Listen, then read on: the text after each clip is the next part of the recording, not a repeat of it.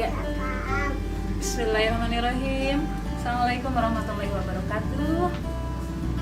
Anak-anak soleh-solehah ya, yang Ibu Mia banggakan, yang Allah muliakan, luar biasa semuanya ya.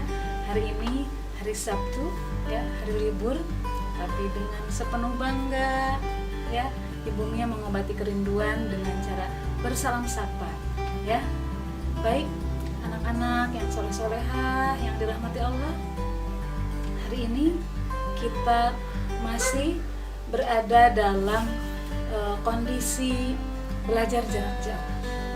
Kita belum bisa berangkat ke sekolah, kita belum bisa berkumpul bersama teman-teman di sekolah, tetapi tentu saja ini bukan menghalang kita untuk tetap beraktivitas, untuk tetap berbuat baik, untuk tetap khusyuk beribadah, untuk tetap berkarya seperti itu ya. Dan Ibu Mia juga luar biasa sangat bangga. Ini ada kiriman foto ya, ada Rahima sedang baca buku, ada Faiza juga sedang mengerjakan tugas, Raihan, kemudian Teteh Rafa menyampaikan tugas membuat poster lawan COVID-19 ya. Ada siapa lagi, ada Kia lindungi dari COVID-19, kemudian ada Raka membuat tabel yang ditugaskan oleh Pak Ozi di kelas 3. Luar biasa, Ibu Mia bangga dengan anak-anak soleh-solehah ya, yang hari ini masih belum bisa tertakdir untuk bertemu, untuk berkumpul.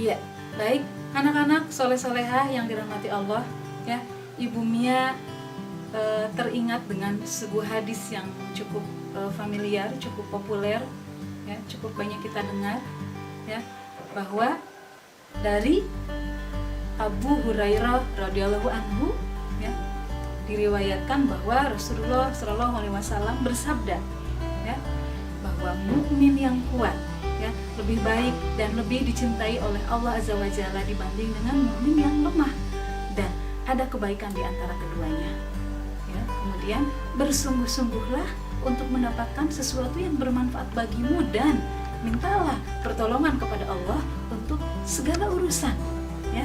Itu dikatakan oleh Rasulullah SAW, Nabi kita Muhammad tercinta. Artinya apa? Kita tidak bisa kesal, kita tidak bisa mengeluh, kemudian kita juga tidak bisa berandai-andai. Misal begini, gara-gara wabah corona aku tuh jadi nggak bisa main bola loh sama Azam misal. Atau misalnya, ya gara-gara corona aku jadi tidak bisa berangkat ke sekolah, aku jadi mati gaya di rumah, aku jadi bosan, aku jadi jenuh misal ya. Kita tidak bisa demikian. Kenapa? Pertama, ini sudah sunatullah. Artinya apa? Sudah digariskan ya, dan sudah menjadi sebuah hal yang wajar untuk kita alami ya, dimana kondisi ini menjadi sebuah bisa dikatakan musibah. Karena ternyata kalau kita buka sejarah, pada tahun 1922 itu terjadi yang disebut dengan meluasnya wabah penyakit pes ya, dari Pakistan, dari India, dari berbagai negara, kemudian sampai ke Indonesia, ke berbagai pulau, termasuk ke Priangan ya, Bandung, Garut, Sumedang, Ciamis, begitu ya. Sampai konon pada saat itu neneknya Ibu Mia sendiri mengalami di mana di sebuah tahun hampir setiap orang meninggal, jenazahnya itu harus diperiksa dulu apakah orang atau jenazah ini terpapar oleh penyakit pes atau tidak. Penyakit pes itu sama dengan corona, hampir sama dengan corona, sebuah penyakit berasal dari bakteri, dari serangga ya, yang itu mematikan begitu ya. Dan pada akhirnya pemerintah mengambil langkah begitu ya, orang-orang harus seperti apa, harus hati-hati, sama ya seperti kita hari ini diisolasi dan seterusnya ya. Artinya apa? Kita nikmati, kita hadapi ya, karena apa yang terjadi ya tidak lepas dari sebuah ketentuan Allah Subhanahu wa Ta'ala ya. Dan terakhir ibunya ingatkan ya bahwa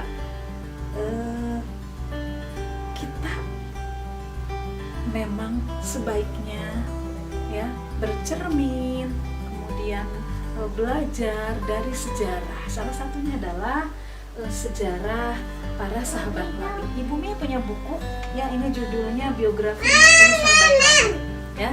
Nah, di poin ketiga, tepatnya di halaman 88 diceritakan tentang kisah Bilal.